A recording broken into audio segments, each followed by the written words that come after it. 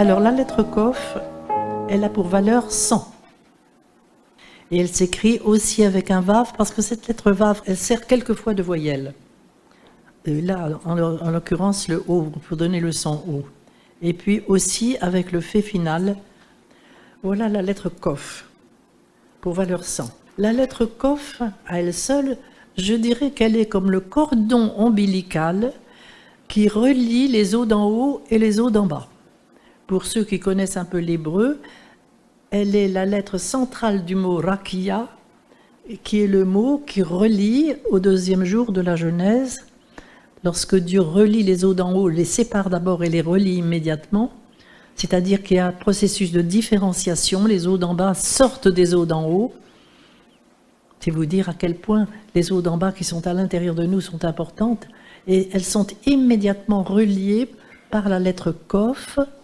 Et cette lettre Kof va venir s'implanter dans le yod en bas. C'est-à-dire elle est comme un cordon ombilical qui vient nourrir cette petite semence à l'intérieur de nous. C'est quelque chose d'étonnant, de magnifique. Vous entendez dans le mot rakia, vous entendez que le yod est là aussi.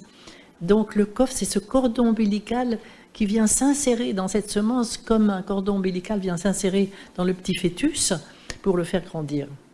Donc tout est là en nous. Mais tout est mort pour l'instant en nous, tant que nous n'avons pas fait libérer cette semence de sa balle pour qu'elle puisse commencer de germer. Le mot kov, c'est le fil à plomb. Même idée, voyez-vous, le fil à plomb. Il y a une notion de verticalité là. Et vous vous souvenez dans les évangiles, quand le Christ va guérir la petite fille de 12 ans, cet évangile dans lequel est insérée la guérison aussi de cette femme qui perdait son sang, et depuis 12 ans, justement, tout ça c'est un même évangile en profondeur. Et quand le Christ va guérir, plus que guérir, ressusciter cette petite fille qui était morte, il va lui dire « Talita kumi », koum, le verbe koum, lève-toi, lève-toi. Koum, c'est se lever, c'est la résurrection aussi, voyez-vous.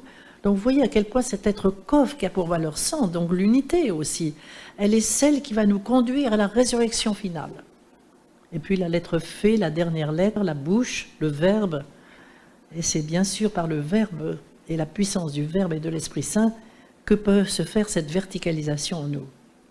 En même temps, cette lettre Kof veut dire plusieurs choses. Elle veut dire le chat de l'aiguille. Elle se présente un peu comme le chat d'une aiguille. Elle veut dire aussi le singe.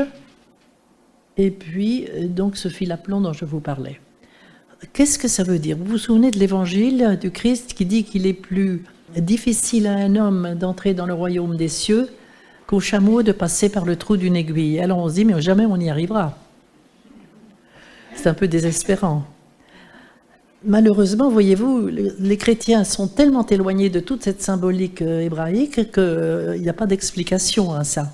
Alors que l'hébreu va nous apporter l'explication. Vous verrez avec la lettre Guimel qui veut dire le chameau, qui a pour valeur 3, avec cette lettre-là, nous verrons que le chameau, c'est celui qui va traverser tous ces déserts, sans avoir besoin de s'appuyer sur aller boire à des points d'eau extérieurs, parce qu'il a toute sa réserve d'eau à l'intérieur de lui, et il va aller jusqu'au but de son voyage. Il est donc l'image de l'homme qui traverse ces déserts, qui traverse ces terres arides, qui traverse ces difficultés, qui traverse ces souffrances, qui traverse tout cela. Voyez-vous, c'est l'homme que nous sommes dans ce monde qui est si dur à vivre et qui va aller jusqu'au chat de l'aiguille, la lettre Kof, qui est le symbole de la sagesse divine. Parce que, au fur et à mesure que nous allons avancer dans le chemin de notre réalisation, nous allons faire croître l'arbre de la connaissance. Imaginez que la petite lettre Yod ait été libérée de sa balle, semée en terre, que l'arbre de la connaissance en nous a commencé de croître. On va passer par des étapes de conscience de plus en plus grandes, de plus en plus subtiles. Et à chaque fois, nous recevrons de notre Dieu une connaissance nouvelle, plus profonde des choses, en même temps qu'une sagesse nouvelle. La sagesse, c'est donc quelque chose qui va s'acquérir petit à petit au fur et à mesure de notre évolution. Elle accompagne la connaissance, elle est intimement liée à la connaissance. C'est ce qui fait le drame de la connaissance que nous acquérons aujourd'hui uniquement par voie extérieure, dans nos écoles, dans nos facultés, etc. Très belles connaissances, il ne s'agit pas de les mépriser, loin de là, mais elles ne sont pas forcément douées de sagesse.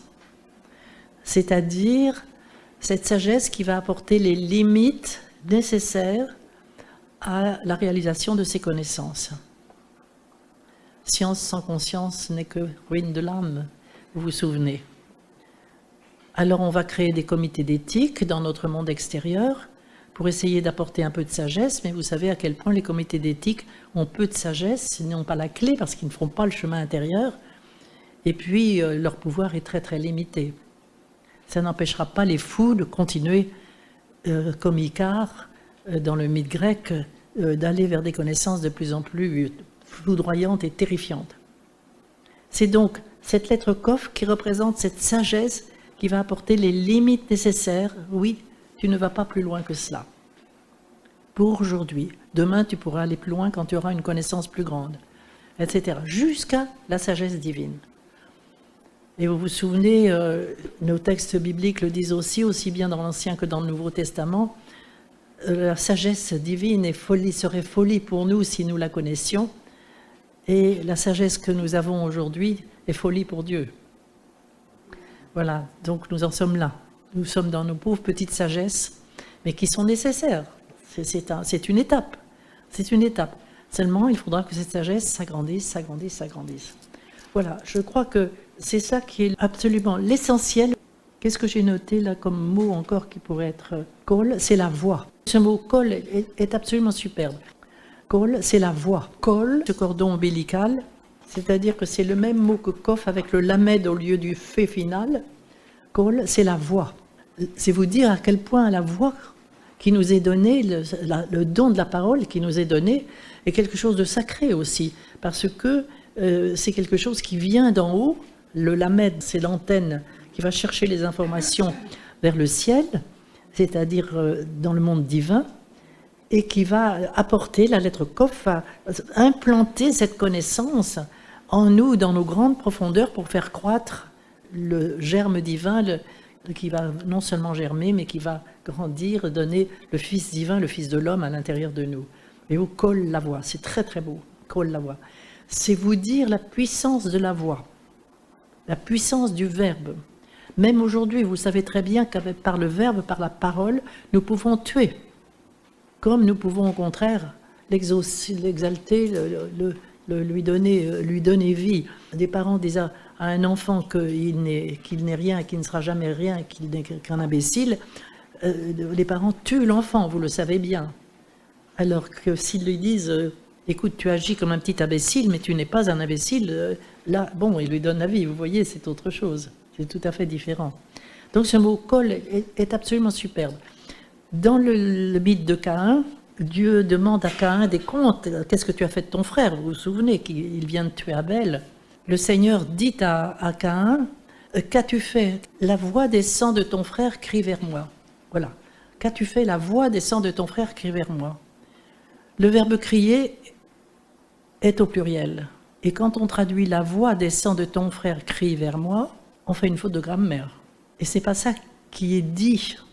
Qui est dit, c'est qu'as-tu fait, voix, toi qui es verbe, les sangs de ton frère crient vers moi. Est-ce que je me fais comprendre? Je répète. C'est pour vous montrer les erreurs de grammaire qui sont faites quelquefois, mais le Seigneur dit à Caïn, qu'as-tu fait? La voix des sangs de ton frère crie vers moi. Et quand je vois le verbe crier qui est au pluriel, je me dis, si c'est la voix qui est le sujet, il devrait être au singulier, Sohakim. Et qu'est-ce que je lis? Qu'as-tu fait, toi qui es voix, toi qui es verbe? Les sangs de ton frère crient vers moi. Est-ce que vous me comprenez? C'est différent. Ce qui veut dire que c'est par sa voix, par son verbe, la puissance verbe, que Caïn tue son frère. Par l'épée. Voilà le verbe, l'épée. Cette puissance de l'épée que nous avons dans le verbe, cela peut tuer comme cela peut donner la vie. Est-ce que je me fais bien comprendre? Voilà, c'est très très important. Vous voyez, il y a des subtilités comme cela dans l'hébreu. On a l'impression que les traducteurs n'ont pas compris, alors ils n'hésitent pas à faire une faute de grammaire. C'est dommage, c'est vraiment dommage. Voilà, qu'as-tu fait voir? C'est extrêmement important. Qu'est-ce que j'ai noté là comme mot encore qui pourrait être le mot nakov, enfin la racine nakov, qui va donner nikva, qui est le mot femelle, la racine nakov. Alors il y a le noun avec le kov qui est au milieu, et puis la lettre bête, c'est le mot femelle. Vous voyez que dans le mot femelle, il y a ce kov qui vient visiter la femelle, c'est-à-dire c'est un trou, à vrai dire c'est le mot qui veut dire le trou. Quand Adam est créé mâle et femelle, il est créé mâle, nous verrons le mot, c'est le verbe se souvenir, c'est-à-dire il est créé capable de se souvenir de ce qu'il y a dans le trou de son être, c'est-à-dire dans cette espèce d'espace matriciel qui est à l'intérieur de lui, qui est riche d'énergie fantastique à l'intérieur de lui, et il doit, avec la lettre Kof, pénétrer ce féminin intérieur à lui. Il s'agit très secondairement du mâle et de la femelle que nous sommes aujourd'hui en tant qu'animal. L'hébreu ne dit pas cela, enfin il le dit aussi, mais je veux dire qu'il dit essentiellement le travail que nous avons à faire avec nous-mêmes, de nous-mêmes à nous-mêmes, à savoir Annick, moi je suis femelle sur le plan animal, mais sur le plan essentiel divin, je suis mâle si je me souviens de ce trou que j'ai à l'intérieur de moi, c'est-à-dire de ce potentiel fou qui est à l'intérieur de moi et que j'ai à visiter et que je dois pénétrer par œuvre mâle. Voilà, la lettre Kof, c'est un des aspects justement de cette lettre mâle par excellence qui pénètre. Est-ce que je me fais bien comprendre là aussi? Je vais vous dire, dans ce que je vous dis là, c'est ce que disent les physiciens aujourd'hui. Que disent les physiciens de physique quantique aujourd'hui? Ils disent que n'importe quel morceau de matière est fait d'un assemblage d'états dont un seul est observable. Tout le reste, c'est un vide. Voilà, le nakov, ce mot femelle. Tout le reste, c'est un vide, plein d'énergie potentielle, qui porte en elle l'information de leur devenir. Et c'est cette petite être iode, la semence, qui porte toute l'information du devenir. Vous voyez, c'est quelque chose de fabuleux, tout à fait fabuleux. Voilà ce que je peux dire de la lettre Kof.